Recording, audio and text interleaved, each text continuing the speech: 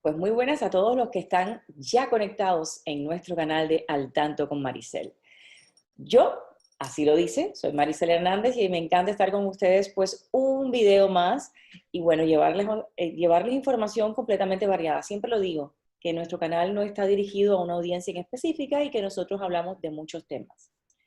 Y hoy es un tema que a mí me encanta porque leyendo la información y preparándome un poquitico antes de comenzar, pues esta entrevista que vamos a tener, pues me enteré de muchísimas cosas que yo ni me imaginaba. Y bueno, eso es una de las cosas que más me gusta de nuestro canal, que tenemos la oportunidad de poder hablar, de conversar con gente importante, gente, cuando yo digo importante no es que ningún otro invitado sea importante, sino que es una persona que está especializada en el tema y a mí siempre, como decía mi abuelito, arrímate al árbol que te da sombra. Siempre me gusta pues hablar con personas que sepan más que yo de ciertos temas porque ahí es como se aprende. Bien, antes, y hacemos un paréntesis, lo que siempre le digo, vamos a comenzar nuestro video y les tengo que decir, uno, gracias porque están conectados, gracias a los que se han suscrito, y cuando termine este video, cuando termine esta entrevista, les digo, por favor, si les gusta o no, no importa, compártanla para que las personas conozcan más, aprendan más y también pues denle like, ¿por qué no? Aquí están viendo ya al lado de mi pantalla, al otro lado, porque obviamente esto es lo que se usa ahora, es la nueva tecnología, pero también porque estamos confinados. Pues tengo del otro lado, un poquito lejos y a la vez cerca, pero lo tengo ahí mismo, a nuestro invitado de hoy, al señor, y dime si te voy a pronunciar bien el apellido, y discúlpame, Martín Litwak. ¿Lo dije bien? En realidad es Litvak, pero Litvak se entiende perfecto, así que no te preocupes. Está Bueno, todo. ¿sabes qué, Martín? Lo dejamos ahí porque me voy a enredar con tu apellido.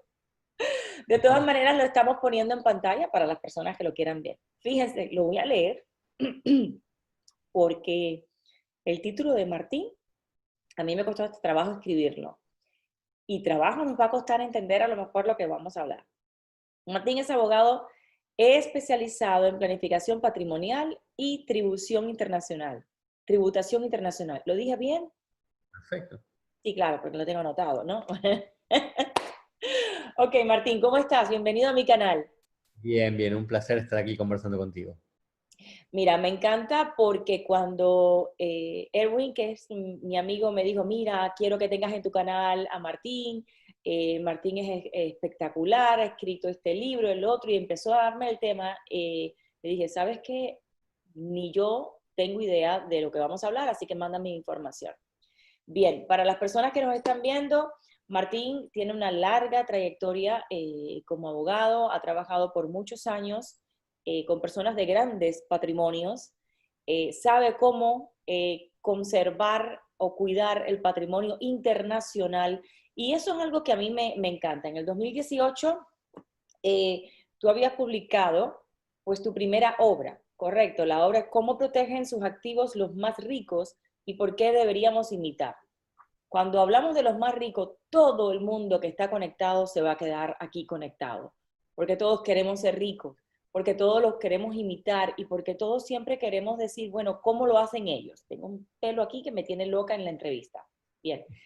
Eh, Cuéntame, Martín, nosotros todos los que estamos acá en Estados Unidos y los que no estamos en Estados Unidos, que nos están viendo, hemos vivido o vivimos en el extranjero. Tenemos patrimonios, unos que los dejamos en nuestros países, otros que los creamos aquí en los Estados Unidos y pensamos cuando lleguemos a cierta edad a lo mejor retirarnos o de cierta manera irnos a otro lado. Y esa es una duda, una inquietud que muchos de nosotros tenemos. Bueno, ¿qué va a pasar con lo que hemos hecho, con lo que hemos creado, con lo que hemos trabajado durante tantos años? Entonces vemos cómo los grandes se van, se mueven y ese patrimonio está ahí.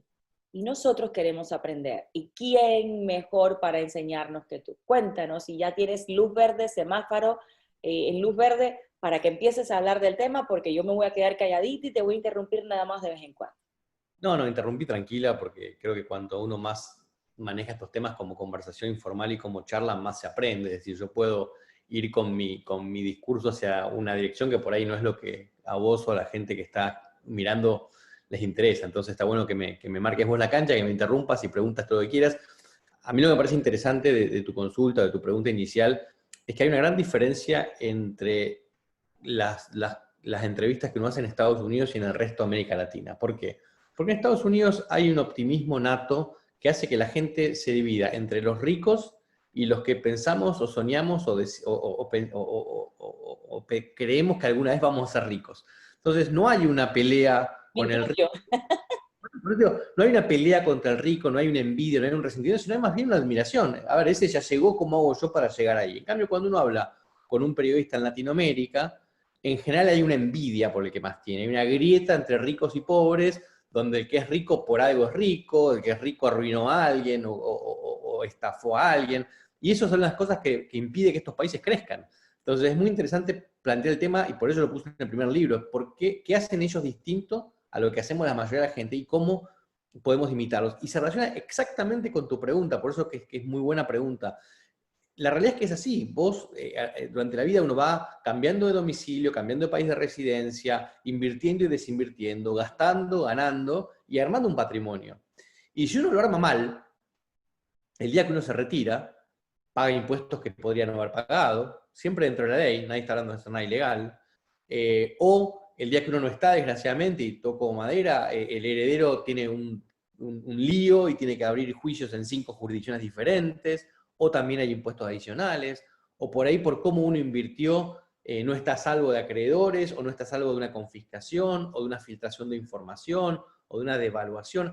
Los patrimonios están sujetos a un montón de riesgos, un montón de riesgos. El que no tiene patrimonio no los tiene, el que lo tiene, buenísimo que lo tenga, pero hay que protegerlo. Entonces, Pregunta, ¿el patrimonio está en riesgo en qué país? ¿Aquí los que estamos en Estados Unidos o cualquier persona que tenga un patrimonio siempre lo va a tener en riesgo una vez que a se ver, quiera mudar o pase algo? el patrimonio está siempre sujeto a riesgos. En algunos países son menores los riesgos o son más evitables. Por ejemplo, si yo tengo un patrimonio, estoy sujeto a, primero, el riesgo de mi fallecimiento, que de hecho es algo que en algún momento va a pasar. En segundo, estoy expuesto al riesgo de un aumento en los impuestos. Por ejemplo, ahora en la campaña norteamericana, y no quiero entrar en política, pero se está discutiendo 2 modelos impositivos de país. Si gana uno, va a haber un modelo impositivo, si gana otro, va a haber otro. Eso implica un riesgo. Yo no sé hoy, viviendo en Estados Unidos, con toda la seguridad jurídica del mundo, yo no sé cuántos impuestos voy a pagar el año que viene, porque no sé quién va a ganar la elección este año. Entonces, ese es un riesgo. Tengo el riesgo de que un acreedor me venga a buscar porque tuve un accidente en la calle y el seguro no me cubrió y entonces debo plata. Tengo un riesgo si me divorcio. Digamos, hay un montón de riesgos. Y esos son todos riesgos de países normales. En los países, entre comillas, más inseguros, a esto sumamos el riesgo de la devaluación, de la inflación, de la inseguridad jurídica, del riesgo de la integridad personal, porque por saber que tengo plata me pueden llegar a secuestrar o extorsionar, etc. Con lo cual, obviamente hay mucho más riesgos en un país como Argentina, o como Bolivia, o como México, como Perú, que en Estados Unidos. Pero en todos los países hay riesgos. Y mi percepción de riesgo y mis objetivos de planificación patrimonial son los que van a determinar qué me conviene armar.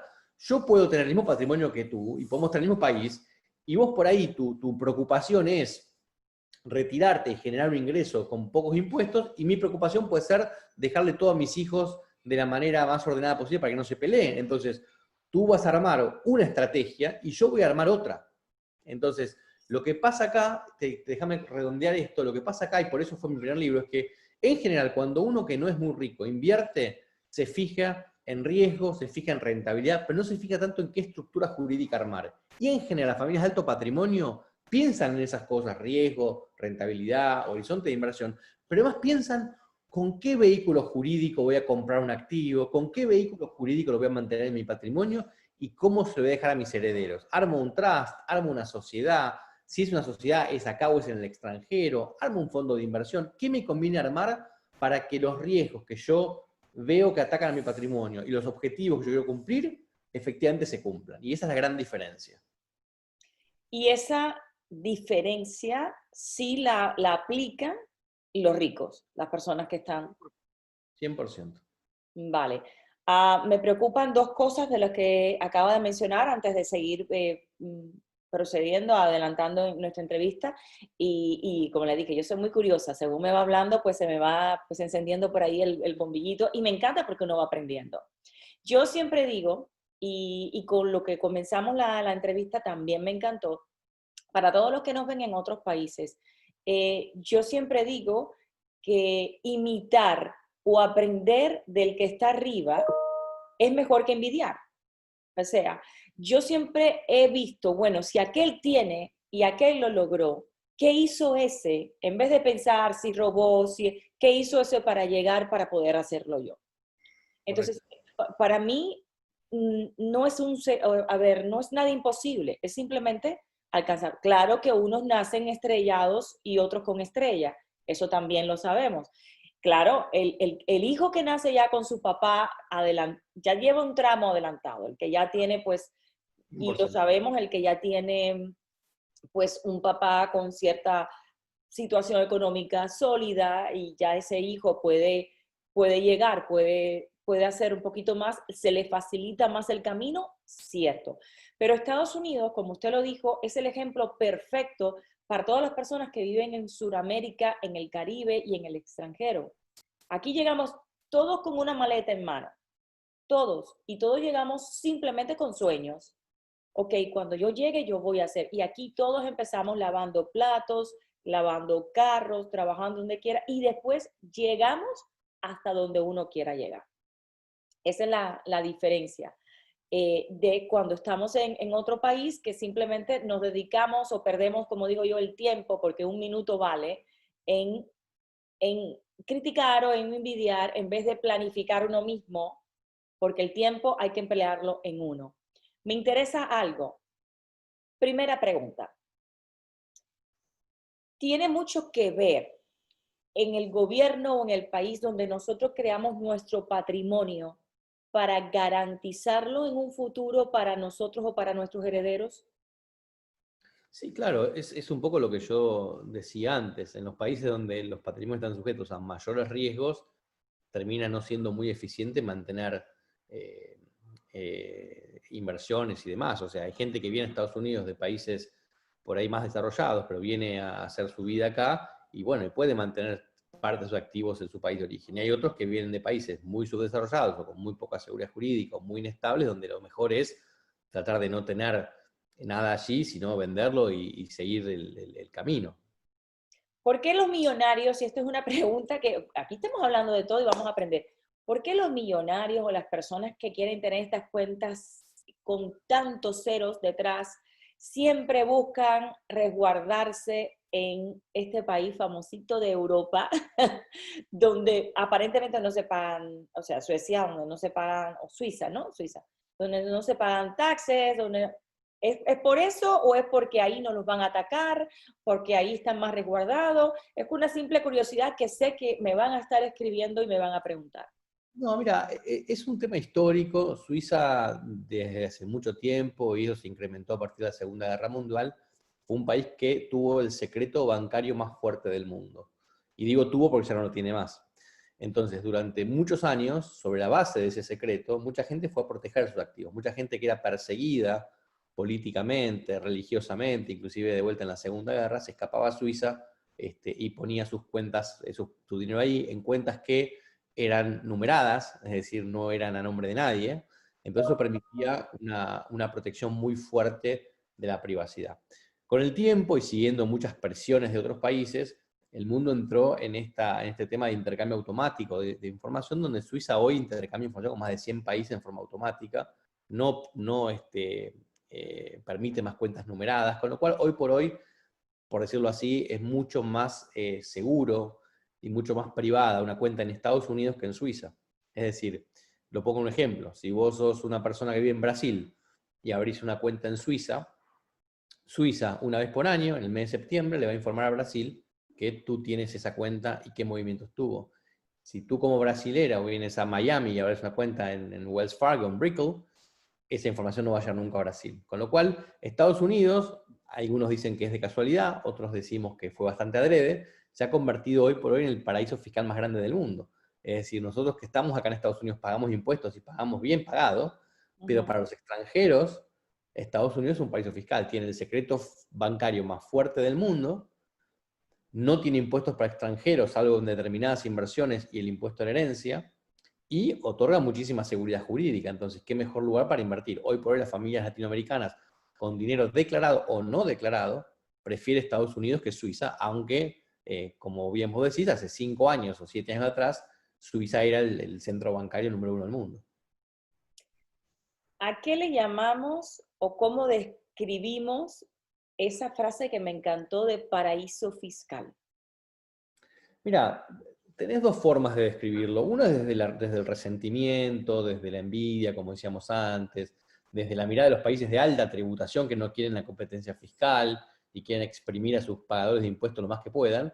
Y ellos que dicen que son jurisdicciones que favorecen la evasión fiscal, que favorecen el lavado de dinero, todas esas cosas que la realidad es que son mentiras por esto que te comentaba antes del intercambio de información. Nadie puede evadir impuestos en las Islas Vírgenes Británicas o en Caimán o en Panamá cuando esos países informan anualmente a los países de residencia de los clientes qué es lo que tienen. Con lo cual es imposible que eso suceda. ¿Qué son los paraísos fiscales en realidad? La realidad es que son países con muy alta seguridad jurídica, como antes decíamos Estados Unidos, con un gran respeto por el derecho a la privacidad de las personas y a la propiedad, y son países que creen en la competencia fiscal, es decir, países que creen que cada país es libre de fijar los impuestos como mejor le parezca y que no tiene que haber un organismo más fuerte o, digamos, intergubernamental, supragubernamental, que establezca límites máximos y mínimos para impuestos. Ya. Eh, yo sé que la pregunta que le voy a hacer ahora es bastante personal e individual, porque anteriormente me lo dijo, a lo mejor usted tiene para planificado o planeado para su retiro, pues ver cómo le deja su patrimonio bien seguro y bien distribuido a sus hijos para que no se peleen entre ellos. A lo mejor yo, pues lo que quiero simplemente es un retiro pues garantizado eh, y tranquilo. Pero hay diferentes formas, obviamente, de garantizar nuestro patrimonio. Pero podemos nosotros, a ver cómo le pregunto y disculpe porque yo no soy del tema, podemos nosotros garantizar o tener, por ejemplo, plan A, plan B, plan C, en cuestión de decir, ok, abogado, ok, Martín, yo tengo esta cantidad, este es mi patrimonio. Si algo pasa aquí donde estoy, tener este documento, tener plan B, que lo podamos transferir para este otro país y de este otro país también para, o sea, plan A, plan B, poder mover mi patrimonio, no sé si se pueda de país en país, de banco en banco y que no se me afecte y saber que pueda tener yo eso seguro. Sí, a ver, nosotros cuando trabajamos con clientes lo que armamos es una hoja de ruta para la familia. En general, las reuniones iniciales ni siquiera hablamos de plata ni del tamaño del patrimonio, sino que hablamos de objetivos, de planificación, prioridades, valores, Yeah. residencias fiscales, dónde viven, qué piensan que va a pasar en el futuro, cómo se compone la familia. Y uno va a hacer un plan donde dice, bueno, mi plan, digamos, básico es, bueno, cuando mis hijos se casen les voy a dar tal cosa y cuando tenga nietos los voy a incluir en el trust familiar y pero si pasa algo en Estados Unidos y me tengo que ir, me voy a ir a tal país, y si voy a tal país, entonces el traje al método de cambiarlo por otra cosa. Y son digamos, es eso, es una hoja de ruta donde uno plantea cuestiones que por ahí no se van a resolver hoy. Si yo tengo un matrimonio que recién se casa y nos viene a ver porque hagamos por ahí el prenup y pensamos un poco cómo se va a dividir eso en el caso de un fracaso matrimonial, porque para eso es el prenup. Eh, por ahí empezamos a planificar qué es lo que harían cuando tengan hijos, pero no los tienen todavía, con lo cual armar una estructura para hijos cuando no hay hijos no tiene sentido. Entonces uno va armando ese plan de trabajo, esa hoja de ruta, y después se van a ir ejecutando cuando se producen cambios en la familia. O sea, yo puedo tener hoy una mujer soltera que no tiene hijos y que está dejando como heredero a sus sobrinos porque los tiene, y de pronto se casa, tiene hijos, ese plan hay que adaptarlo.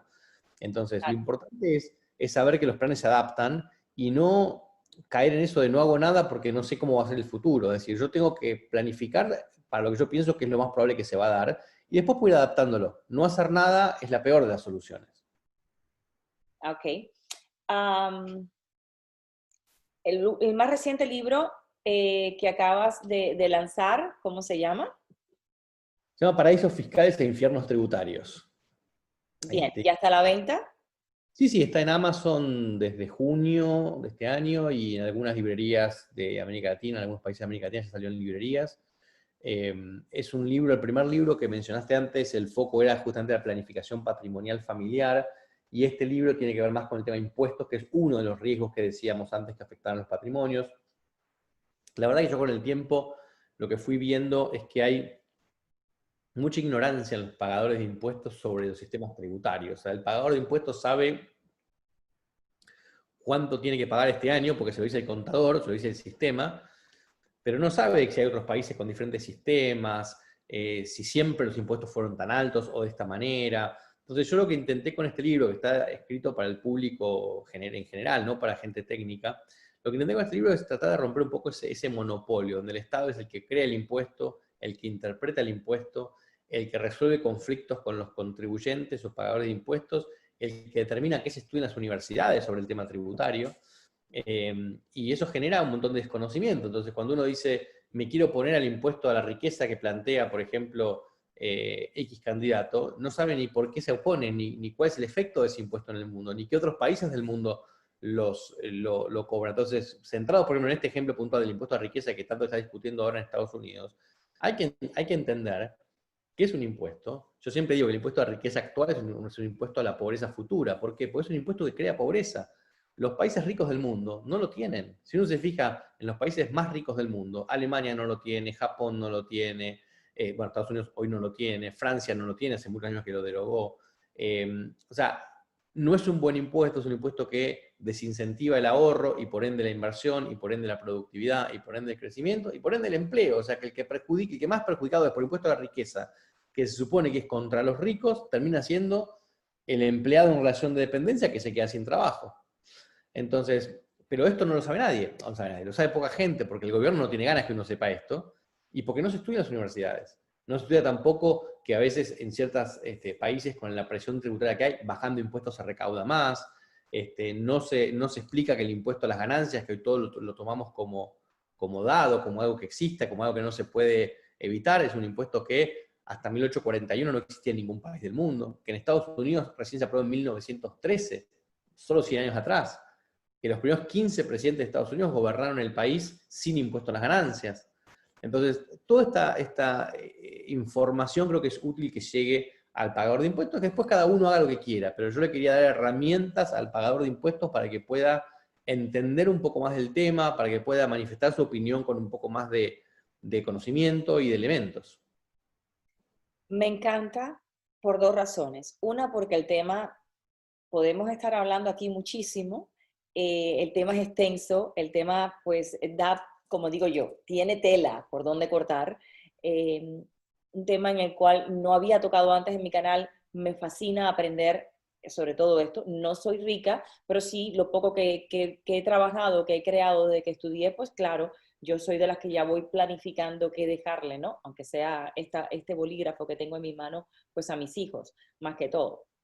Y también tener pues una vejez pues digna, tranquila, en paz, que es lo que todos queremos. Pero también porque me gusta apoyar a las personas que escriben, me gusta apoyar a los escritores del tema que sea.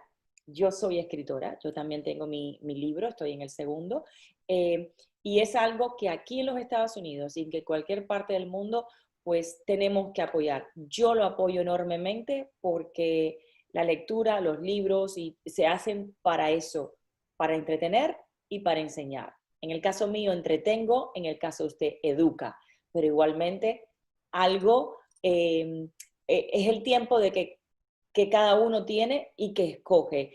Me encanta apoyarlo. Este espacio está abierto para cuando quieras, Martín, puedes llamarme, puedes dejarnos saber.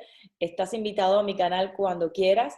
De hecho, te voy a compartir esta entrevista para que la puedas poner también en tus redes sociales y las puedas compartir.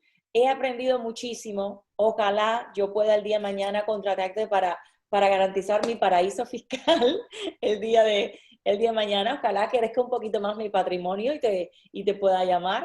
Pero igualmente creo que con las herramientas que estás poniendo en tu libro, como acabas de mencionar, que son cosas que no se aprenden en la universidad, que no nos dicen los gobiernos, podemos aprender mucho, podemos tener una noción, que es un error que tenemos los latinos, que queremos o creemos que sabemos de todo y a la larga estamos con la mentira aquí delante y estamos erróneos, equivocados completamente.